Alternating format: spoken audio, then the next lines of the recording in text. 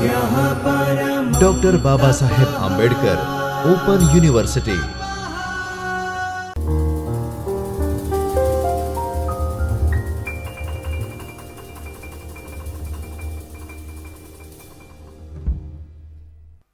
નમસ્તે વિદ્યાર્થી મિત્રો, ડોક્ટર બાબા સાહેબ આંબેડકર ઓપન યુનિવર્સિટીમાંથી ચૈતન્ય સ્ટુડિયોમાંથી હું doctor Jayshree Kushti, assistant professor of commerce, આપ સૌનું હાર્દિક સ્વાગત કરું છું. વિદ્યાર્થી મિત્રો, આગળ આપણે સંકલિત હિસાબી પદ્ધતિની અર્થ, તેની આમનોંધ વિશે, કયા કયા નિયંત્રણ ખાતા બને છે તે, તેના ફાયદા અને મર્યાદા વિશે ચર્ચા કરી હતી. આજે હવે આપણે સંકલિત હિસાબી પદ્ધતિનું એક એક્ઝામ્પલ જોઈશું કે તેમાં કઈ રીતે એક્ઝામ્પલ સોલ્વ કરવાનું રહેશે. તો વિદ્યાર્થી મિત્રો, અહીંયા આપણને ઉદાહરણ 4 આપવામાં આવ્યું છે. એમાં શું કહેવામાં આવ્યું છે કે એક્સ કંપની લિમિટેડ તેના હિસાબો સંકલિત પદ્ધતિ અનુસાર રાખે છે. તારીખ 31મી માર્ચ 2019ના રોજનું તેનું કાચું સરવૈયું નીચે મુજબ છે. એમાં તમને શું આપેલું છે? તો વિગત, ઉધાર રૂપિયા અને જમા રૂપિયા. આની અંદર આપણને શેરમૂડી, એની 10 લાખ જમા બાકી છે, અનામતો 2 લાખ, લેણદારો 1,50,000, દેવાદારોની ઉધાર બાકી છે તે છે 2 લાખ, કાયમી મિલકતો 8 લાખ, ઘસારાની જોગવાઈ 1 લાખ, એની જમા બાકી છે. બેંક સિલકની વાત કરીએ તો તેની ઉધાર બાકી છે 1,30,000, માલસામાન નિયંત્રણ ખાતું છે 2,20,000, ચાલુ કામ નિયંત્રણ ખાતું છે 40,000, તૈયાર માલ નિયંત્રણ ખાતું છે 60,000 અને એમ કરીને ઉધાર અને જમા બંનેનું ટોટલ છે 14,50,000, 14,50,000. તો અહીંયા આપણને શું આપેલું છે? તો એક્સ કંપની લિમિટેડનું કાચું સરવૈયું આપેલું છે. એક્સ કંપની લિમિટેડની વાત કરીએ તો તે સંકલિત હિસાબી પદ્ધતિને અનુસરે છે. આના સિવાય આપણને વર્ષ દરમિયાનના વ્યવહારો આપેલા છે કે વર્ષ દરમિયાનના એક્સ કંપની લિમિટેડના વ્યવહારો કયા કયા છે. તો તેમાં વ્યવહારો પર નજર કરીએ તો માલ સામાનની ખરીદી છે શાખ ઉપર. કેટલા રૂપિયાનું માલ સામાન છે? તો 9,90,000. વેપારીઓને પરત કરેલ માલસામાન 40,000. ઉત્પાદન અંગે પૂરો પાડેલ માલસામાન 8,30,000. પછી મજૂરીની વાત કરીએ તો ચેકથી ચૂકવવામાં આવી છે કેટલી? તો 3 લાખ રૂપિયા છે મજૂરીની ચૂકવણી. કઈ રીતે 3 લાખ? તો પ્રત્યક્ષ મજૂરીના 2,50,000, પરોક્ષ મજૂરીના 50,000, એમ કરીને 3 લાખ મજૂરી ચૂકવી છે. પછી કારખાના ખર્ચની વાત કરીએ, અહીં કારખાના ખર્ચ કેટલા ચૂકવ્યા છે? તો 3 લાખ રૂપિયા. પછી વહીવટી ખર્ચ કેટલા ચૂકવ્યા છે? તો 1,50,000 રૂપિયા. જ્યારે વેચાણ વિતરણ ખર્ચની વાત કરીએ તો ચેકથી ચૂકવ્યા કેટલી અમાઉન્ટ છે? તો 1,75,000. કારખાનાની મિલકત ઉપર ઘસારો કેટલો છે? તો 50,000 રૂપિયા. પછી વેચાણ ઉધાર કેટલું છે અમાઉન્ટ? 20 લાખ રૂપિયા. દેવાદાર પાસેથી મળ્યા ચેકથી અમાઉન્ટ કેટલી છે? તો 19,50,000. પછી છે લેણદારોને ચૂકવ્યા ચેકથી કેટલી અમાઉન્ટ છે? 10 લાખ. કારખાના પરોક્ષ ખર્ચા ઉત્પાદન ખાતે વસૂલાત કેટલી અમાઉન્ટ છે? તો 3,50,000. વહીવટી પરોક્ષ ખર્ચાની વસૂલાત તૈયાર માલ ખાતે અમાઉન્ટ કેટલી છે? 1,45,000. વેચાણ વિતરણ પરોક્ષ ખર્ચાની વસૂલાત વેચાણ પડતર ખાતે અમાઉન્ટ છે 1,80,000. આવકવેરાની જોગવાઈ કેટલીથી કરેલી છે? તો 2 લાખ રૂપિયાથી. આના સિવાય તમને એક્ઝામ્પલમાં તારીખ 31મી માર્ચ 2020ના રોજની આખરની બાકી આપેલી છે. તો તે કેટલી છે? તો માલ સામાન નિયંત્રણ ખાતે 3,40,000 છે બાકી. પછી ચાલુ કામ એટલે કે અર્ધ તૈયાર માલ નિયંત્રણ ખાતાની બાકી કેટલી છે આખર બાકી? તો 2,20,000. પછી તૈયાર માલ ખાતા વહી નિયંત્રણ ખાતાની બાકી કેટલી છે? તો 2,15,000. તો ઉપરની માહિતી પરથી સંકલિત ખાતા વહીમાં જરૂરી ખાતા તૈયાર કરો. અહીંયા આપણને સૌપ્રથમ શું કરવાનું છે? વિગત આપેલી છે એ બધાના અલગ અલગ ખાતા તૈયાર કરવાના રહેશે. અહીંયા શેરમૂડીનું ખાતું બી બનશે, અનામતોનું ખાતું બનશે, લેણદારો, દેવાદારો, કાયમી મિલકતોનું, ઘસારાનું જોગવાઈનું, બેંક સિલકનું, પછી જે આપણે બધા ખાતા બનાવીએ છીએ એ બધા ખાતા તો એઝ ઇટ ઇઝ જ રહેશે. એટલે કે માલ સામાન ખાતા વહી નિયંત્રણ ખાતું, ચાલુ કામ ખાતા વહી નિયંત્રણ ખાતું, તૈયાર માલ નિયંત્રણ ખાતું. આના સિવાય બીજું કયું ખાતું બનશે? તો આના સિવાય મજૂરી નિયંત્રણ છે, પછી પરોક્ષ ખર્ચના ખાતા છે, આ બધા ખાતાઓ બનશે. સો આ વિગત ઉપરથી સર્વપ્રથમ આપણને ખાતાઓ બનાવવાના રહે છે. એના પરથી આ બધા ખાતાઓ બનાવીને સપોઝ શેરમૂડીનું ખાતું બનાવ્યું તો તેની જમા બાકી છે 10 લાખ રૂપિયા. તો આપણને શું કરવું પડશે? તો જોઈએ કે શેરમૂડીમાં જમા બાજુ બાકી આગળ લાવ્યા તરીકે આ અમાઉન્ટ લખવામાં આવશે. તો જો બાકી આગળ લાવ્યા તરીકે શેર મૂડીના કેટલા લખવામાં આવ્યા છે? 10 લાખ.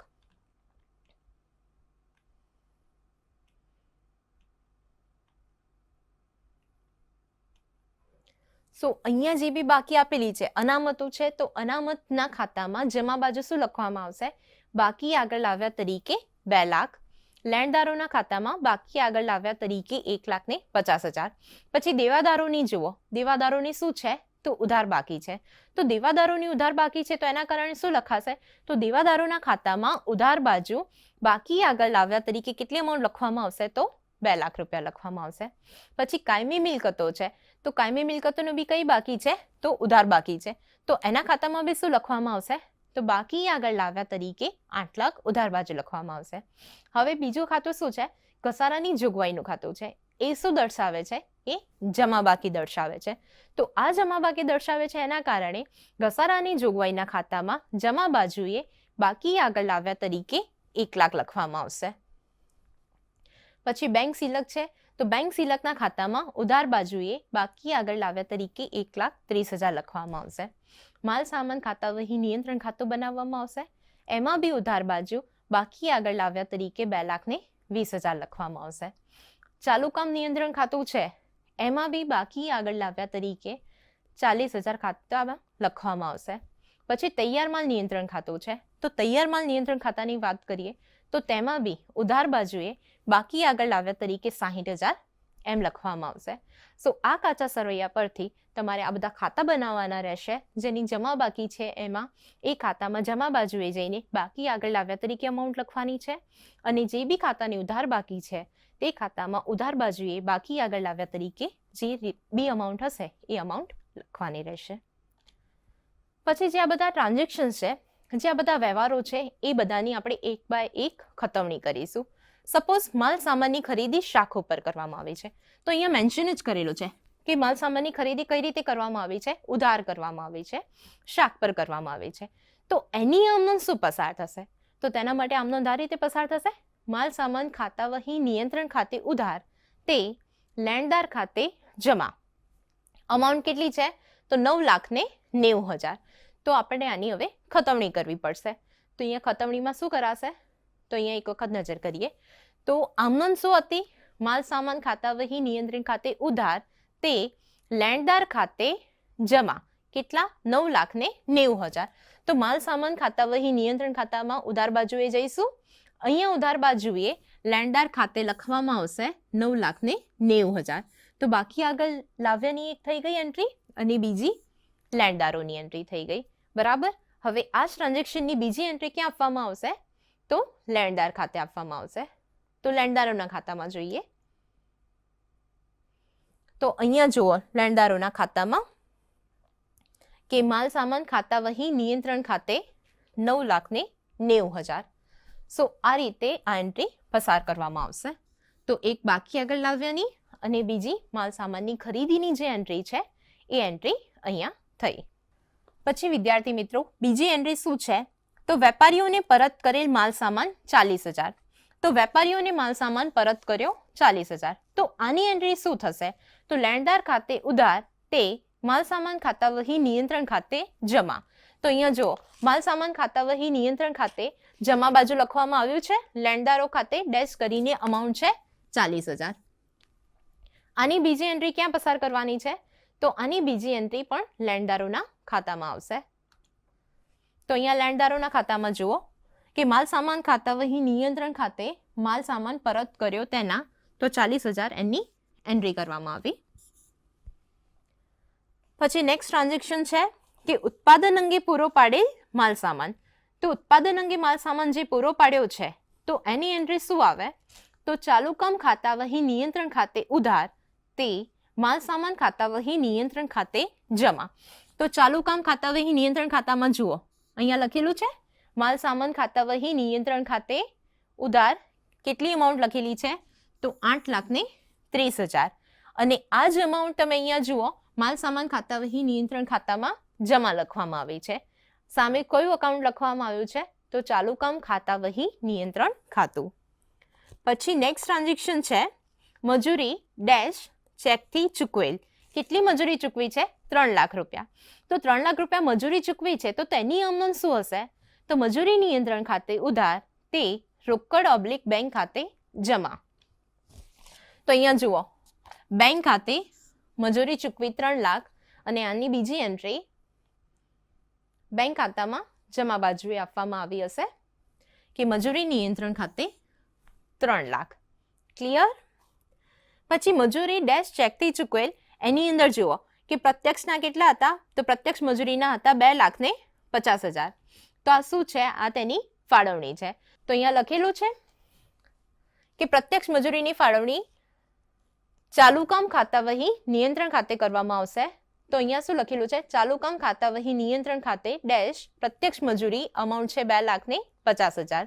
આની બીજી એન્ટ્રી ક્યાં કરવામાં આવી હશે? તો અહીંયા ચાલુ કામ ખાતા વહી નિયંત્રણ ખાતે.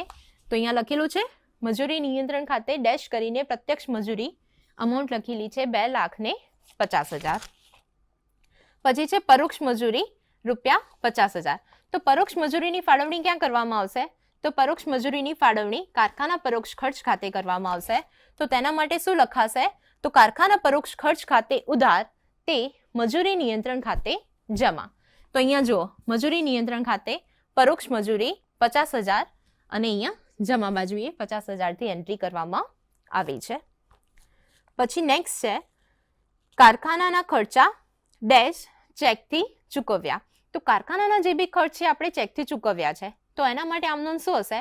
તો કારખાના પરોક્ષ ખર્ચ ખાતે ઉધાર તે રોકડ / બેંક ખાતે જમા. તો અહીંયા જુઓ, અહીંયા એન્ટ્રી કરવામાં આવી છે બેંક ખાતે ડેશ કારખાના ખર્ચના ચૂકવ્યા. અમાઉન્ટ કેટલી છે? 3 લાખ. આની બીજી એન્ટ્રી અહીં આપવામાં આવી હશે કેશ એન્ડ બેંકમાં. અહીંયા જો કારખાના પરોક્ષ ખર્ચ ખાતે 3 લાખ. પછી વિદ્યાર્થી મિત્રો શું આપણને આપેલું છે? વહીવટી ખર્ચા ચેકથી ચૂકવ્યા. વહીવટી ખર્ચા જે આપણને ચેકથી ચૂકવ્યા છે એની એન્ટ્રી શું આવશે? તો વહીવટી પરોક્ષ ખર્ચ ખાતે ઉધાર તે રોકડ / બેંક ખાતે જમા. અમાઉન્ટ કેટલી છે? 1,50,000. તો અહીંયા જો બેંક ખાતે બતાવેલા છે જમા બાજુ કે વહીવટી પરોક્ષ ખર્ચ ખાતે 1,50,000. આની બીજી એન્ટ્રી આપણને વહીવટી પરોક્ષ ખર્ચમાં જોવા મળશે. તો અહીંયા જો વહીવટી પરોક્ષ ખર્ચમાં લખેલું છે બેંક ખાતે ડેશ વહીવટી ખર્ચ ચૂકવ્યો 1,50,000. એવી જ રીતે નેક્સ્ટ ટ્રાન્ઝેક્શન આપેલું છે વેચાણ વિતરણ ખર્ચા ડેશ ચેકથી ચૂકવ્યા. એની અમાઉન્ટ કેટલી છે? તો 1,75,000. તો આમનું શું હશે? તો વેચાણ પરોક્ષ ખર્ચ ખાતે ઉધાર તે રોકડ / બેંક ખાતે જમા.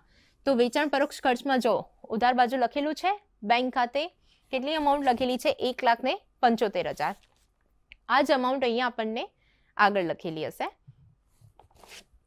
વેચાણ વિતરણ ખર્ચા 1,75,000. પછી આગળ શું કીધું છે કે કારખાનાની મિલકત પર ઘસારો. તો કારખાનાની મિલકત ઉપર જે બી ઘસારો છે એની એન્ટ્રી શું આવશે?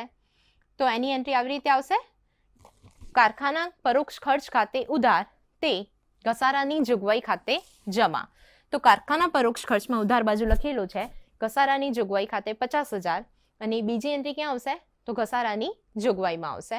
તો ઘસારાની જોગવાઈમાં જો કારખાના પરોક્ષ ખર્ચ ખાતે 50,000 લખવામાં આવ્યા છે. પછી આગળ શું કીધું છે? વેચાણ અને બ્રેકેટમાં કીધું છે ઉધાર વેચાણ છે. અમાઉન્ટ કેટલી આપેલી છે? 20 લાખ આપેલી છે. તો આની એન્ટ્રી શું હશે? તો આની એન્ટ્રી આવી રીતે હશે દેવાદારો ખાતે ઉધાર તે વેચાણ પડતર ખાતે જમા. તો આની એક એન્ટ્રી દેવાદારોમાં કરવામાં આવે છે. તો દેવાદારોમાં જુઓ અહીંયા એન્ટ્રી કરેલી છે વેચાણ પડતર ખાતે વેચાણના 20 લાખ.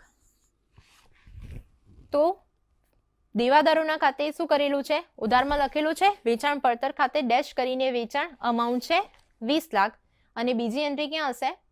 તો વેચાણ પડતરમાં હશે.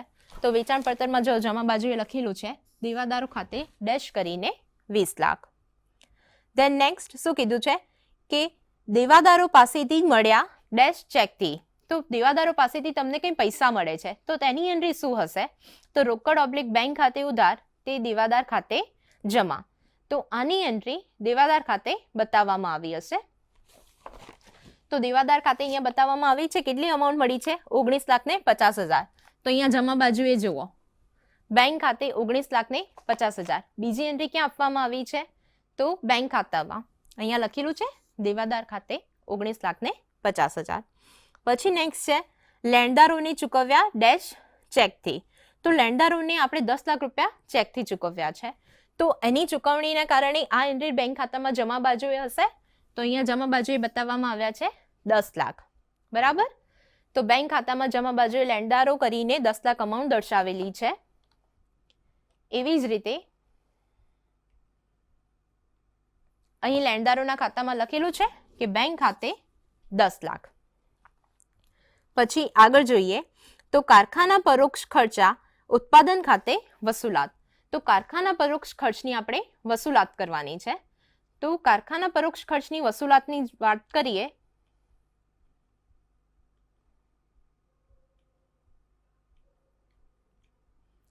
તો કારખાના પરોક્ષ ખર્ચની આપણને ફાળવણી ક્યાં કરવામાં આવે? તો તે ચાલુ કામ ખાતા વહી નિયંત્રણ ખાતે કરવામાં આવે. તો તેની વસૂલાતની એન્ટ્રી ક્યાં લખાશે? તો કારખાના પરોક્ષ ખર્ચમાં જમા બાજુએ ચાલુ કામ ખાતા વહી નિયંત્રણ ખાતે ડેશ કરીને વસૂલાત 3,50,000 અને આની બીજી એન્ટ્રી અહીં કરવામાં આવી હશે. ચાલુ કામ ખાતા વહી નિયંત્રણ ખાતામાં ઉધાર બાજુ કારખાના પરોક્ષ ખર્ચ ખાતે ડેશ કરીને વસૂલાત અમાઉન્ટ કેટલી છે? તો 3,50,000. પછી નેક્સ્ટ છે વહીવટી પરોક્ષ ખર્ચાની વસૂલાત ડેશ તૈયાર માલ ખાતે. હવે વહીવટી પરોક્ષ ખર્ચની વસૂલાત કરવાની છે. તો એની એન્ટ્રી શું હશે? તો તૈયાર માલ ખાતા વહી નિયંત્રણ ખાતે ઉધાર તે વહીવટી પરોક્ષ ખર્ચ ખાતે જમા. તો અહીંયા જો તૈયાર માલ ખાતા વહી નિયંત્રણ ખાતામાં લખેલું છે વહીવટી પરોક્ષ ખર્ચ ખાતે ડેશ કરીને વસૂલાત 1,45,000. આની બીજી એન્ટ્રી અહીંયા વહીવટી પરોક્ષ ખર્ચમાં આપેલી છે જમા બાજુએ કે તૈયાર માલ ખાતા વહી નિયંત્રણ ખાતે ડેશ કરીને વસૂલાત અમાઉન્ટ છે 1,45,000. પછી છે વેચાણ વિતરણ પરોક્ષ ખર્ચાની વસૂલાત વેચાણ પડતર ખાતે. તો આની એન્ટ્રી ક્યાં આવશે? તો વેચાણ પડતર ખાતે આવશે અને વેચાણ વિતરણ પરોક્ષ ખર્ચ ખાતે આવશે. તો વસૂલાત છે એટલે વેચાણ પડતર ખાતે ઉધાર બાજુએ કરવામાં આવશે.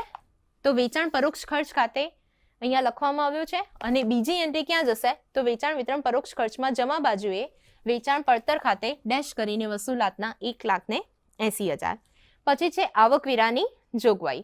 તો આપણી પાસે કાચા સરવૈયામાં જોઈએ ને તો આવકવેરાનું ખાતું નથી, પણ અહીંયા એક સેપરેટ આવકવેરાનું ખાતું બનાવવામાં આવશે. તો આપણે બનાવીશું આવકવેરાની જોગવાઈનું ખાતું. આવકવેરો શું છે? તમારો એક્સપેન્સ છે. તો એની આમનોન શું આવે? તો નફા નુકસાન ખાતે ઉધાર તે આવકવેરા ખાતે જમા.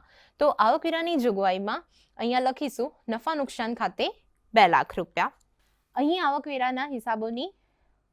આવકવેરાની જે જોગવાઈ છે એની એક એન્ટ્રી નફા નુકસાન ખાતે પર પસાર કરવામાં આવશે કે આવકવેરાની જોગવાઈ ખાતે 2 લાખ રૂપિયા.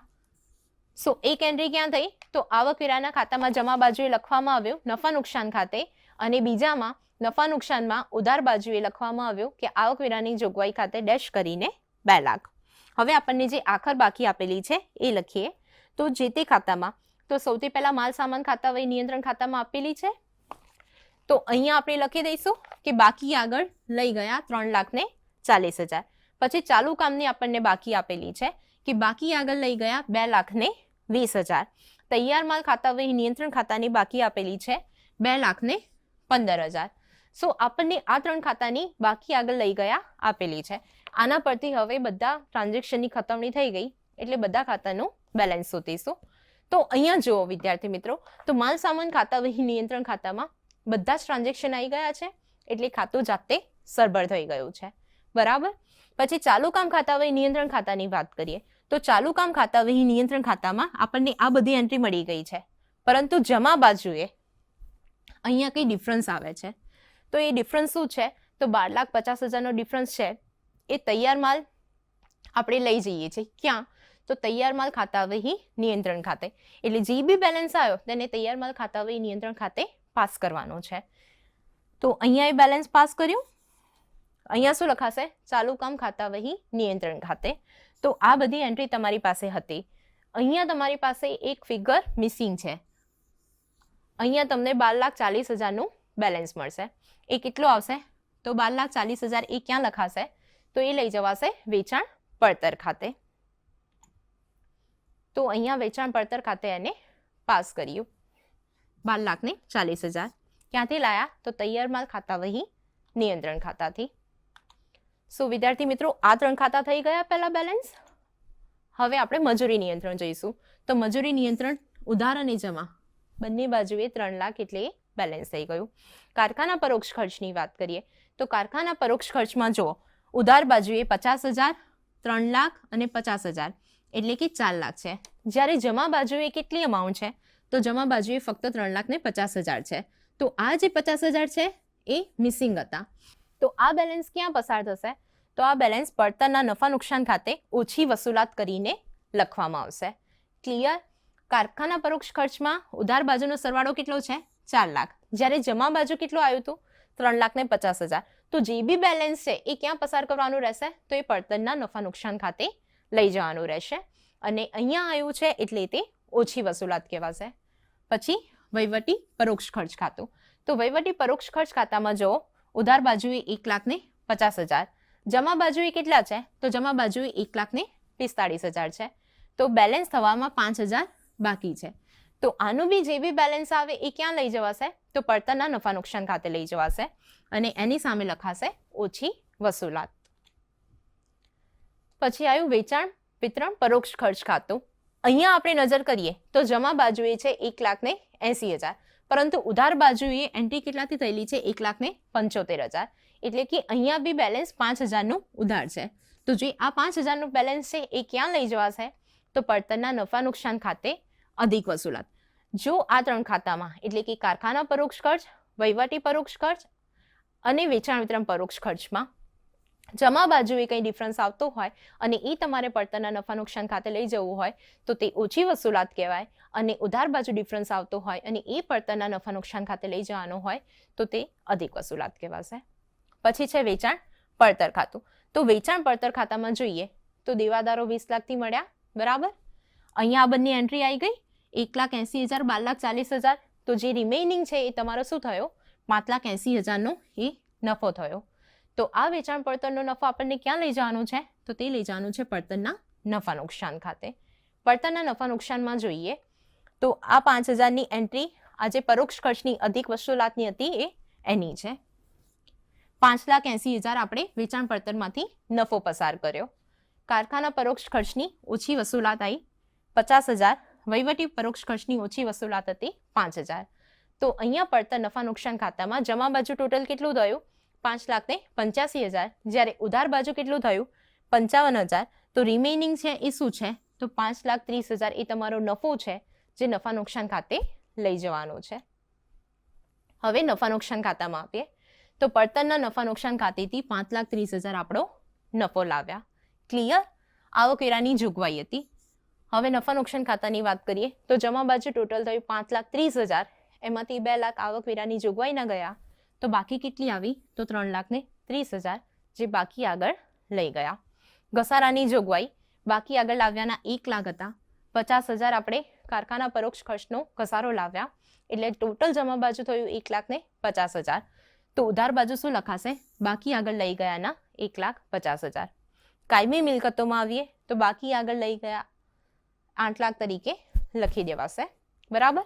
તો અહીંયા 8 લાખથી આપણે ખાતું સરભર કરીશું અને રિમેનિંગ શું લખી દઈશું? બાકી આગળ લઈ ગયા. શેર મૂડીમાં બી બાકી આગળ લાવ્યા તરીકે 10 લાખ હતા, એઝ ઇટ ઇઝ બાકી આગળ લઈ ગયા તરીકે 10 લાખ. સો વિદ્યાર્થી મિત્રો, જે બી ખાતાની બાકી આગળ લઈ ગયા એ આગળ લખવામાં આવશે. અનામતમાં બી બાકી આગળ લાવ્યા 2 લાખ, સેમ બાકી આગળ લઈ ગયા 2 લાખ. દેવાદારોના ખાતાની વાત કરીએ તો દેવાદારોના ખાતામાં બાકી આગળ લાવ્યાના 2 લાખ, વેચાણ પડતર ખાતેથી વેચાણના 20 લાખ, બેંક ખાતાના 19,50,000. એટલે કે તમને બેલેન્સમાં શું મળશે? તો બાકી આગળ લઈ ગયા 2,50,000. લેણદારોમાં આવે આવીએ તો લેણદારોમાં આ એન્ટ્રી બધી થઈ ગઈ છે. અહીંયા તમને ઉધાર બાજુ ડિફરન્સ આવશે 1 લાખ. એ શું છે? તમારું બાકી આગળ લઈ ગયા. પછી છે આવકવેરાની જોગવાઈ. એમાં નફા નુકસાન ખાતે લખ્યું હતું તો એના બી બાકી આગળ લઈ ગયા કરીને ખાતું સરભર કરીશું. અને બેંક ખાતું છે તો બેંક ખાતામાં બધા ટ્રાન્ઝેક્શનની આપણે એન્ટ્રી આપી દીધી છે એટલે કે બાકી આગળ લઈ ગયા તરીકે શું આવશે? તો 1,55,000 આવશે. સો જે બી ખાતાની બાકી આગળ લઈ ગયા તરીકે આપણે કર્યું એ બધી બાકી અહીંયા લખવામાં આવશે. તો અહીંયા લખી દેવાશે વિગત, ઉધાર રૂપિયા અને જમા રૂપિયા. તો જે બી ખાતાની છેલ્લી બાકી આગળ લઈ ગયા તરીકે લખવામાં આવ્યું હતું એ અહીંયા લખવામાં આવશે. અને એમ કરીને કાચા સરવૈયાનું આપણને અહીંયા ટોટલ મળશે 19,80,000. ક્લિયર? સો આમ કરીને સોલ્યુશન કરવામાં આવશે. સો વિદ્યાર્થી મિત્રો, આજના લેક્ચર માટે આપ સૌનો ખૂબ ખૂબ આભાર. આપણે ફરીથી નવા સમયપત્રક મુજબ મળીશું. स्वाध्यायः परमं तप